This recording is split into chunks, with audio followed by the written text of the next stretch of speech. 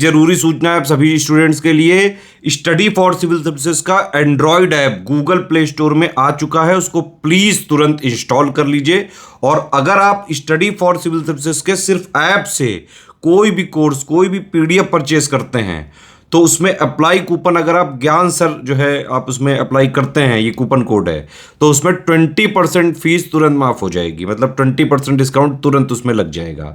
ज्ञान सर लिखना है, नॉर्मली ज्ञान सर स्मॉल लेटर में है सब कुछ, कोई स्पेस नहीं, कोई कॉलम नहीं, सिर्फ ज्ञान सर, GYANSIR। इस तरह से अगर कूपन कोड लगाते हैं आप ऐप में बाई करने से पहले, जो अप्लाई कूपन वाले में आता है, तो 20% का डिस्काउंट तुरंत मिलेगा। वीडियो देखिए। नमस्कार दोस्तों, कैसे हैं आप सब। इस वीडियो से हम लोग स्टार्ट करेंगे हमारी ज्योग्राफी की टेस्ट सीरीज, सेक्शनल टेस्ट। और देखो ये जो टेस्ट सीरीज है ना, ये ऐसी वैसी नहीं है, ये टेस्ट सीरीज है आपकी एनसीईआरटी की। अब आप कहोगे एनसीईआरटी की क्या इससे क्वेश्चन आते हैं? जी हाँ, बिल्कुल एनसीईआरटी से डायरेक्ट क्वेश्चन आपको देखने को मिलेंगे यूपी पीसीएस के एग्जाम में। और आपको पता होगा यूपीएससी के एग्जाम में भी एनसीईआरटी से डायरेक्ट क्वेश्चन आते हैं ज्योग्राफी में। तो देखो, अगर आपको एनसीईआरटी नहीं पढ़ने का मन है, ठीक, तो आप सिर्फ ये टेस्ट सीरीज लगाइए, आप बढ़िया तरीके से आपका एनसीईआरटी कवर होगा ज्योग्राफी के लिए। और मान लो एनसीईआरटी आपने पढ़ी हुई है तो इससे आपका रिवीजन होगा, और इसमें से आपने दोनों में से कुछ भी नहीं करा हुआ है तो भी आपको यूपी पीसीएस का अगर आप एग्जाम दे रहे हो, इस सीरीज से, इस टेस्ट सीरीज से आपको क्वेश्चंस जो है एग्जाम में देखने को मिलेंगे, ये मैं गारंटी दे रहा हूं। तो इस टेस्ट सीरीज को आप लोग को अच्छे से लगाना है, ठीक। एनसीईआरटी वाली टेस्ट सीरीज है ज्योग्राफी की, बहुत इंपॉर्टेंट। तो चलो जल्दी से भैया हम लोग अपने क्वेश्चंस को स्टार्ट भी करते हैं। कुर्सी की पेटी बांधिए और टेस्ट सीरीज लगाना चालू करिए। पहले क्वेश्चन में बोला जा रहा है कि सही विकल्प का चयन करें, करेक्ट ऑप्शन बताइए, ठीक। तो देखो इसमें बात हो रही है आपके फुल मून के बारे में। You can see full moon only once in about a month's time, it is full moon night और पूर्णिमा। आप पूर्ण चंद्र को लगभग एक महीने में एक बार देख सकते हैं। पूर्ण चंद्रमा वाली रात या पूर्णिमा होती है। देखो होता क्या है ना, एक महीने की अगर हम बात करें, एक मंथ में, तो इसमें आप समझो एक बार आपको 15 दिन जो में एक बार चंद्रमा जो है पूरा दिखेगा, उसको बोला जाता है पूर्णिमा। और फिर 15 दिन में एक बार आपको चंद्रमा बिल्कुल भी नहीं दिखेगा, और उसको बोला जाता है अमावस्या बोला जाता है, ठीक है। तो जब आपको चांद जो है पूरे आकार का दिख रहा है उसको बोला जाएगा पूर्णिमा बोला जाएगा, ये चीज ध्यान रखनी है। और जब चांद आपको बिल्कुल नहीं दिख रहा है तो महीने में एक बार पूरी तरीके चांद दिखता है और एक बार बिल्कुल नहीं दिखेगा। जब नहीं दिखता उसको हम लोग बोलते हैं अमावस्या बोलते हैं, ठीक है।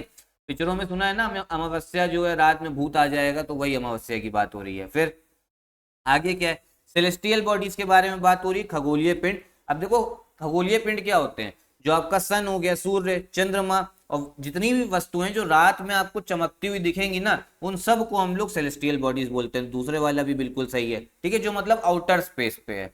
उसके बाद में कुछ कुछ जो खगोलीय पिंड है, जो सेलेस्टियल बॉडीज है, उनके पास में खुद की भैया आप समझो वो है, हीट है और लाइट भी है। जैसे आप समझो सन है, जो हमारा सूर्य है, सन क्या है आपका, एक स्टार है, ठीक है, इसको तारा बोलते हैं। सन के पास में क्या है, सन से ही, सूर्य से ही हमें क्या गर्मी मिल रही है, तो इसके पास में खुद की हीट भी है, उष्ण भी है, ठीक। और सन से ही हमें रोशनी भी मिल रही है, तो ये इसके पास में लाइट भी है। तो सन क्या हो गया, एक स्टार हो गया।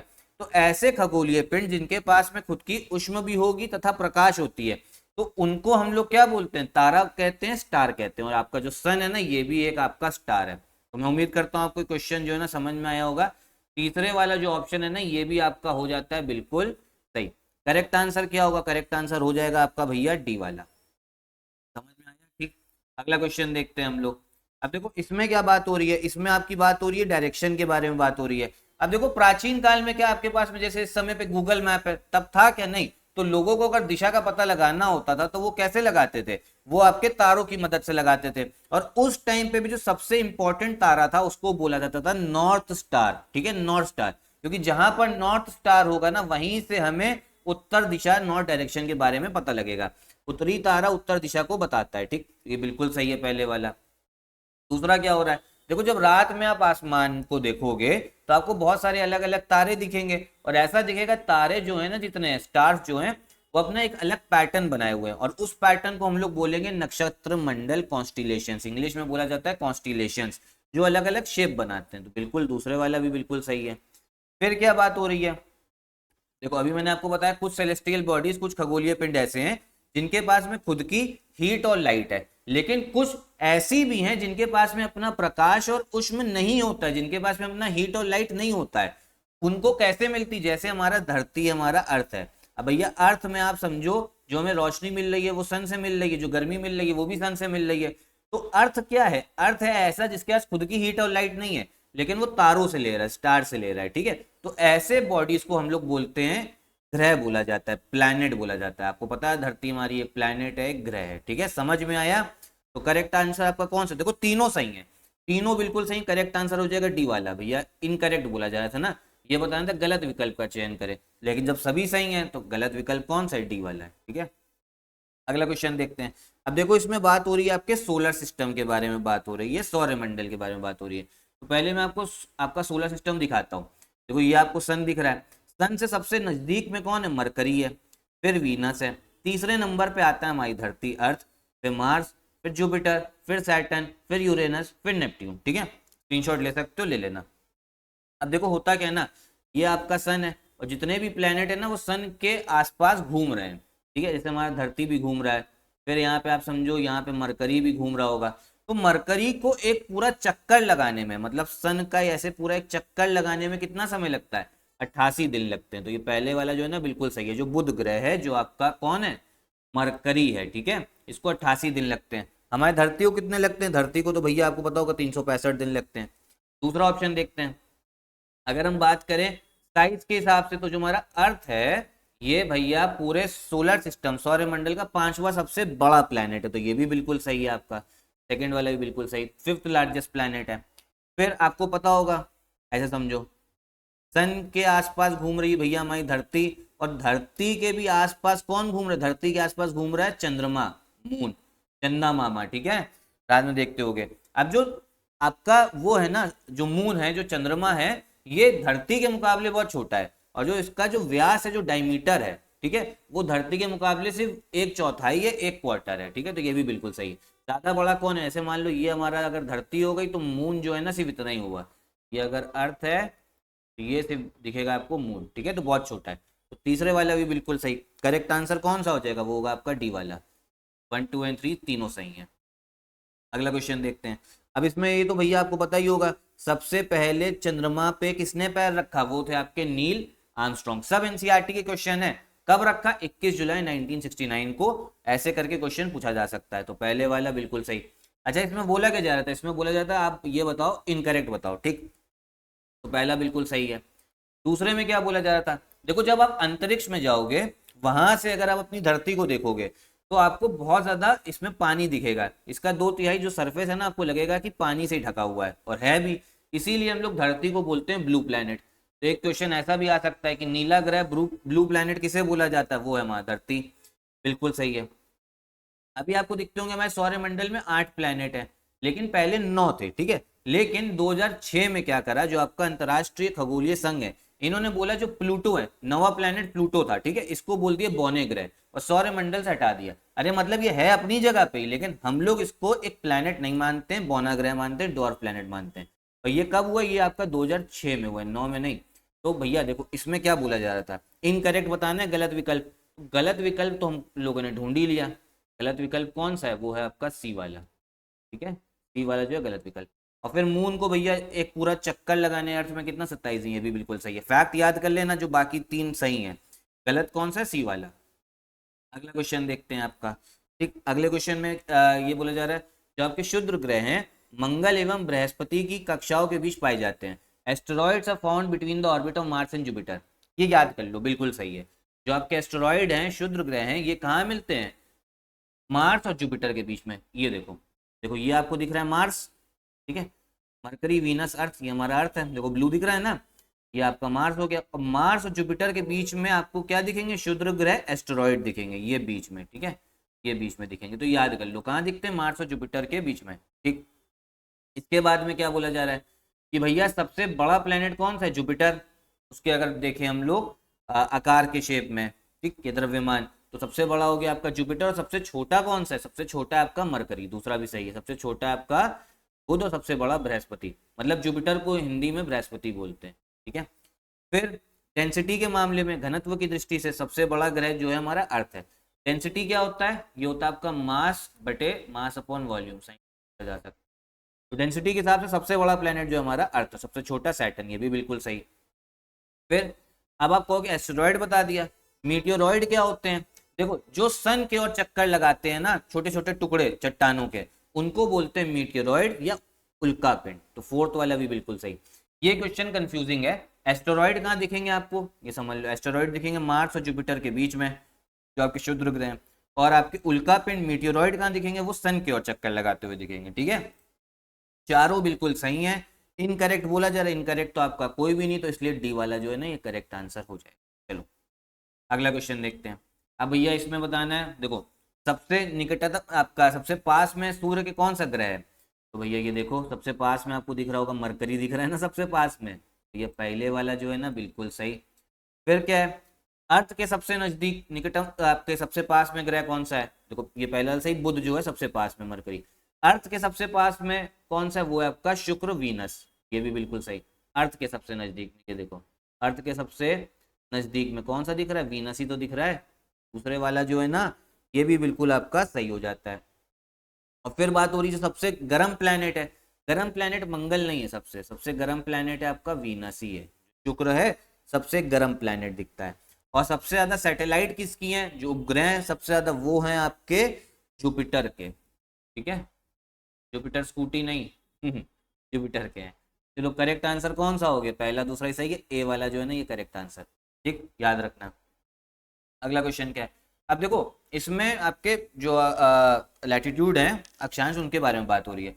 बोला जा रहा है जो आपका अंटार्कटिक वृत्त है वो भूमध्य रेखा के 66.5 डिग्री उत्तर में है, 66 आपका 66.5 मान लो डिग्री नॉर्थ, लेकिन ये गलत है, आपको मैं आपको दिखा रहा हूँ। देखो ये आपको दिखेगा, ये आप समझो ये आपका इक्वेटर 0 डिग्री, भूमध्य रेखा। देखो थोड़ा बहुत हिंदी वालों को भी इंग्लिश आनी चाहिए, क्योंकि जो डायग्राम है और जो मैपिंग है उसमें इंग्लिश में ही दिया रखा रहता है। ठीक है, इक्वेटर देखो, भूमध्य रेखा 0 डिग्री, और फिर देखो जो अंटार्कटिक सर्कल है ये आपको 66.5 डिग्री साउथ में दिख रहा है, दक्षिण में दिख रहा है, नॉर्थ में नहीं है।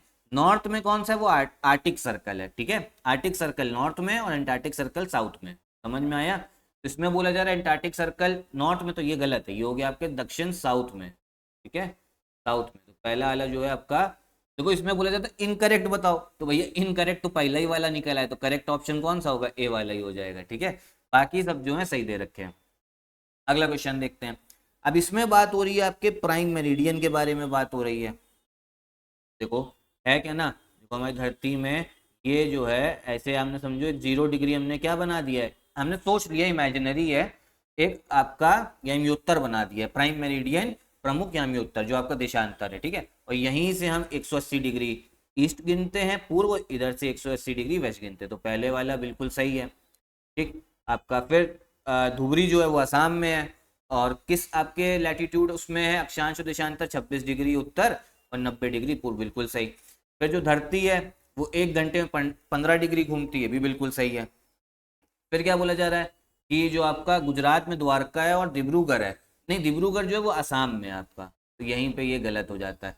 गलत ही तो बोला जा रहा था, गलत बताइए। इनके बीच में टाइम जो डिफरेंस है वो 1 घंटा 45 मिनट का ही है, लेकिन जो डिब्रूगढ़ है वो आपके असम में दिखेगा। करेक्ट आंसर कौन सा लिखोगे, डी वाला वहाँ, क्योंकि इनकरेक्ट ही तो बताना है मेरे भाइयों बहनों। चलो आगे बढ़ते हैं। अब मैंने आपको बताया कि देखो 0 डिग्री, तो यार सही नहीं बना रहे फिर से सही बना रहे, परेशान ना हो। ठीक है, तब तक क्वेश्चन पढ़ो। देखो यहाँ से ये भी फिर से सही नहीं बना। देखो 0 डिग्री से ऐसे समझ लो, 0 डिग्री से आपका प्राइम मेरिडियन जा रहा है। ठीक है, प्रमुख यामी उत्तर, और ये कहाँ से पास हो रहा है, आपकी जगह है लंदन में, उसको बोला जाता है ग्रीनविच। ठीक, और हमारा भारत का है, भारत आपको इधर दिखेगा पूर्व में थोड़ा। जो भारत का टाइम है ना वो कितनी आगे, वो है आपका 5 घंटा 30 मिनट, 5 घंटा 30 मिनट आगे, तो ये चीज़ ध्यान रखनी है।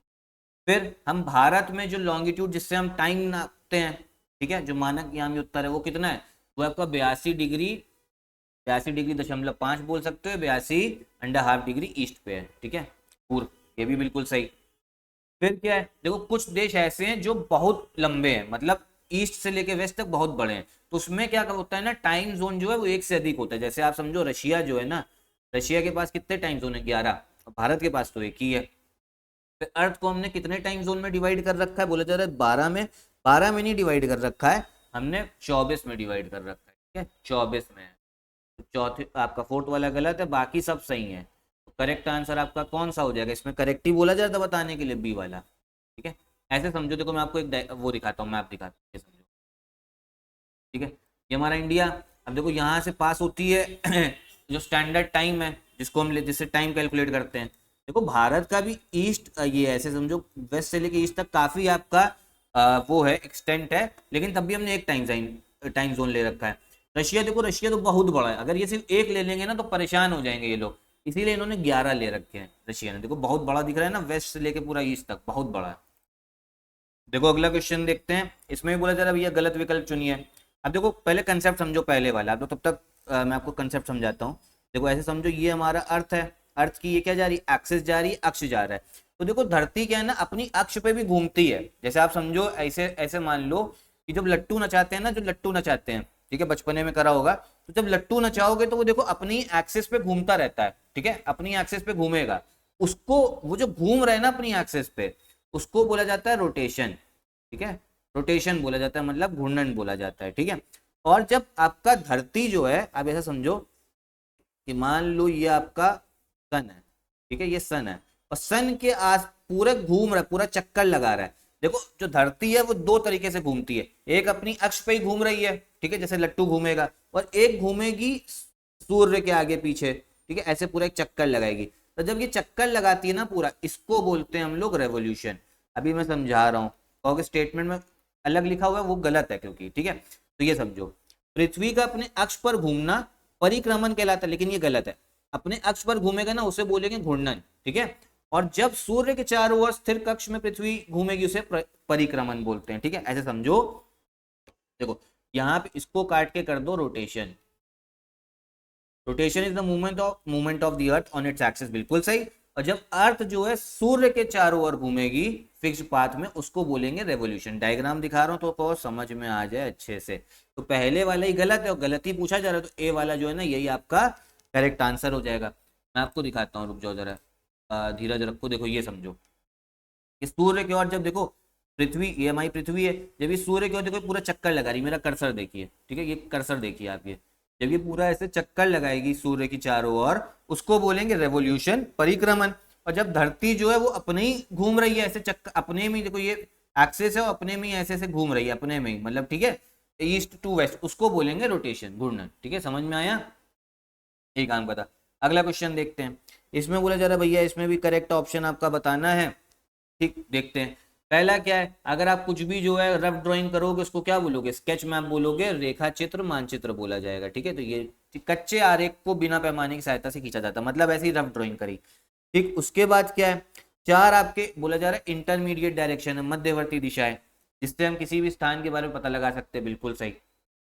दूसरे वाला भी बिल्कुल आपका सही है। फिर क्या बात हो रही है, अगर मान लो किसी भी स्मॉल एरिया को उसका स्केच बनाए और एक उसके हिसाब से करें, ठीक है, पैमाने पे खींचा जाए, उसे बोलेंगे प्लान, खाका बोलेंगे। तीसरे वाला जो है ना ये भी आपका बिल्कुल सही है। फिर फोर्थ वाला क्या बोला जा रहा है, ये गलत है, क्योंकि इसमें जो आपका जो नीडल होती है ना वो उत्तर पूर्व दिशा में नहीं, नॉर्थ ईस्ट डायरेक्शन में नहीं, उत्तर दक्षिण दिशा में रहती है, नॉर्थ साउथ डायरेक्शन में रहती है। तो फोर्थ वाला जो है ना वो गलत हो जाता है।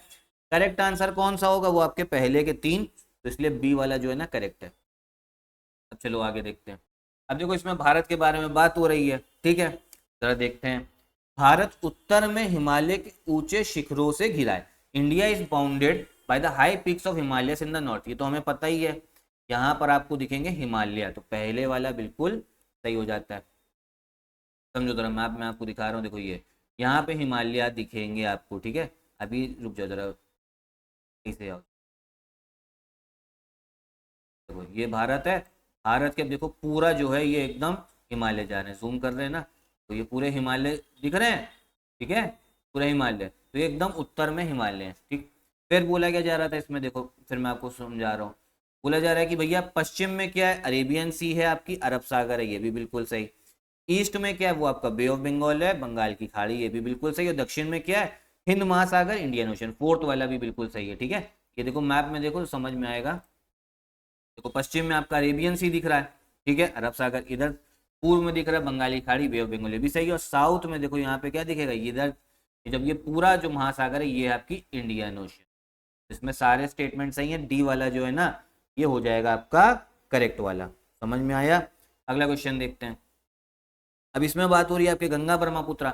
देखो जब गंगा और ब्रह्मपुत्रा जो है ना, ऐसे समझो, यहाँ से गंगा आ रही, बांग्लादेश गई और फिर यहाँ ब्रह्मपुत्र आई, फिर यहाँ पे ये लोग क्या बनाते हैं, एक डेल्टा बनाते हैं। उस डेल्टा को बोला जाता है सुंदरबन। ये पूरे विश्व का सबसे बड़ा डेल्टा है। तो ए वाला भी बिल्कुल सही, गंगा और ब्रह्मपुत्र बनाते हैं। आप ये देखो, ये मैप देखो, ठीक है, देखो ये गंगा आ रही है, गैंजेस, तो ये देखो ये ब्रह्मपुत्र आई, इधर से ये गंगा आई और ये ब्रह्मपुत्र आई, दोनों मिली। तो देखो जो कोलकाता से लेके पूरा यहाँ तक का जो एरिया है ना, ये इसको बोला जाता है सुंदरबन। सुंदरबन का डेल्टा बनाती है, बिल्कुल सही बात है।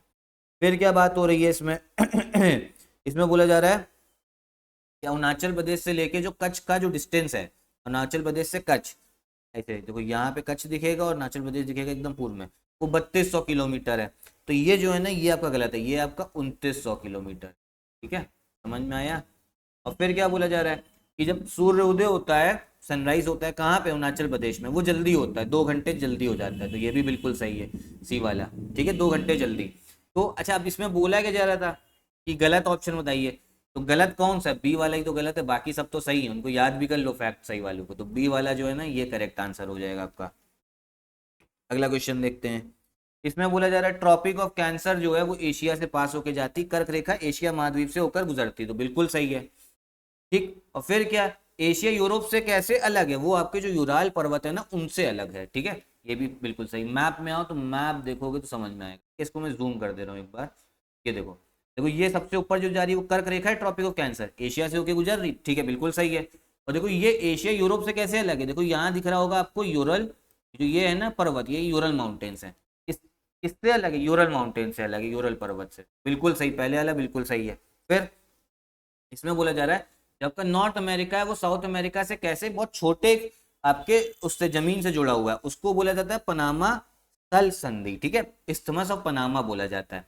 और यही कॉन्टिनेंट तीनों तरफ से, तीनों आपके महासागर से घिरा है, बिल्कुल सही है। देखो जो उत्तर अमेरिका है वो साउथ अमेरिका से कैसे एक बहुत छोटे लैंड से कनेक्टेड है, जिसे हम बोलते हैं इस्थमस ऑफ पनामा।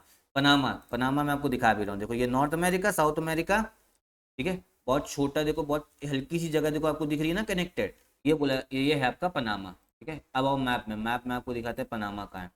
ठीक, इधर से हमें चलना है एकदम पश्चिम की ओर। तो ये आपका पूरा क्या है, नॉर्थ अमेरिका, और ये साउथ अमेरिका, बहुत छोटे से देखो ये जगह है ना कनेक्टेड है, इसी को जूम करेंगे यहीं पर आपको दिखेगा पनामा, बहुत छोटा सा एकदम जमीन है, पनामा सिटी। ठीक है, किससे कनेक्टेड है, इस्थमस ऑफ पनामा से। समझ में आया। दूसरे वाला भी बिल्कुल सही हो गया। करेक्ट आंसर कौन सा होगा, करेक्ट तो दोनों है। अब बोला क्या जा रहा है, गलत विकल्प। एग्जाम में देखो यही गलती करते हो, अभी लगा आते सी वाला लगा आते, लेकिन बोला क्या जा रहा है इनकरेक्ट। तो डी वाला जो है ना, ये हो गया आपका करेक्ट आंसर, इनकरेक्ट बोला जा रहा है। अगला क्वेश्चन, इसमें भी देखो गलत बोला जा रहा है, गलत विकल्प चुनो। अब देखो वर्ल्ड का सबसे ऊंचा पर्वत तो है आपका माउंट एवरेस्ट, ये तो आप सबको पता ही होगा। ठीक है, कितने मीटर पे है, 8848.86 मीटर। ठीक है, बिल्कुल सही, माउंट एवरेस्ट। फिर उसके बाद में साउथ अमेरिका में सबसे आपकी जो लॉन्गेस्ट माउंटेन है वो आपकी एंडेस, ये भी बिल्कुल सही। एंडेस कहाँ पर है, ये आपको दक्षिण अमेरिका में देखने को मिलेगा। अगर मैं जूम करता हूँ, ये दक्षिण अमेरिका में, ये देखो एंडेस दिख रही, ये हो गई आपकी एंडेस। ठीक है, दूसरा भी बिल्कुल सही। फिर बोला जा रहा है जो सबसे बड़ी नदी है वर्ल्ड की, अमेजोन, वो उत्तरी अमेरिका में है। तो ये गलत है, ये आपके आपका उत्तर अमेरिका, नॉर्थ अमेरिका में नहीं, ये आपके दक्षिण अमेरिका में, साउथ अमेरिका में। और फिर जो डीपेस्ट पॉइंट है गहरा, वो तो आपका प्रशांत महासागर में मरियाना गर्त, मरियाना ट्रेंच है। डी वाला भी बिल्कुल सही। अब फिर से आओ, क्वेश्चन पढ़ो, बोला जाता है गलत विकल्प चुनो। तो भैया गलत विकल्प तो कौन सा है, वो आपका सी वाला। करेक्ट आंसर क्या मार्क लगाओगे, सी लगाओगे। ठीक है, तो जो आपकी अमेजोन है वो कहाँ से बहती है, साउथ अमेरिका से बहती है। अमेजोन को भी मैं आपको दिखा दे रहा हूँ। ठीक है, ये चलो, ये भारत, भारत चलो वेस्ट, ये आपका नॉर्थ अमेरिका, ये आपका दक्षिण अमेरिका, साउथ अमेरिका। यहीं पर आपको देखो ये जो नदी दिखेगी ना, ये दिखेगी आपको अमेजोन। ठीक है, अम्मा जान जय अमेजोन। आपका शॉपिंग भी करते हो ना, रुको जूम कर रहे हैं। हाँ, नाम या तो इनकी भाषा में लिख के आ रहा होगा। हाँ देखो, ये देखो दिखा, अमेजोन रिवर। तो अलग अलग ट्रिब्यूटरीज होंगी, फिर से जूम करते हैं। ब्राजील, साउथ अमेरिका में, यहाँ करो जूम। ठीक है, दिख रही है ना, अमेजोन रिवर सबसे बड़ी नदी है, लिखा हुआ दिख रहा है अमेजोन। आगे बढ़ो और आगे बढ़ो, ठीक है, तब मानोगे। तो अमेजोन रिवर, ठीक है, समझ में आया। यही आपके भैया करेक्ट आपका आंसर हो जाएगा। इनकरेक्ट बोला जा रहा है इनकरेक्ट कौन सा, सी वाला, ये आपके दक्षिण अमेरिका में। तो देखो 15 ही क्वेश्चन रखते हैं। अब इस टेस्ट सीरीज में टोटल मैं आपको बताऊं 100 क्वेश्चन है, और ये 100 क्वेश्चन बताए जितने भी लगा लिए ना, ये 100 क्वेश्चन अच्छे से आप लोग डेली वीडियो आएगी इसको फॉलो करिए, 100 क्वेश्चन लगा लिए तो एनसीईआरटी से जो जो पूछा जाएगा ना आपके उस एग्जाम में, यूपी पीसीएस एग्जाम में, सब कुछ अच्छे से क्लियर हो जाएगा, इसकी मैं गारंटी दे रहा हूं। और आपका एनसीईआरटी भी प्रिपेयर हो जाएगा, एनसीईआरटी की टेस्ट सीरीज भी लगा लोगे, और सबसे बड़ी चीज यूपी पीसीएस में डायरेक्ट क्वेश्चन आपको देखने को मिलेंगे एनसीईआरटी से। तो आपके लिए एक समझो विन विन सिचुएशन है, हर तरफ से आपका फायदा हो रहा है। बस करना क्या, थोड़ी मेहनत करनी है, जिससे लोग भैया डर जाते हैं। मेहनत जरूर करना, डेली पढ़ना, आराम से जो है आपके क्वेश्चंस जो है वहां पे मिलेंगे, ठीक है। तो यही मैं वीडियो भी आपकी खत्म करता हूं। कैसी लगी वीडियो कमेंट बॉक्स में बताइएगा। नमस्कार।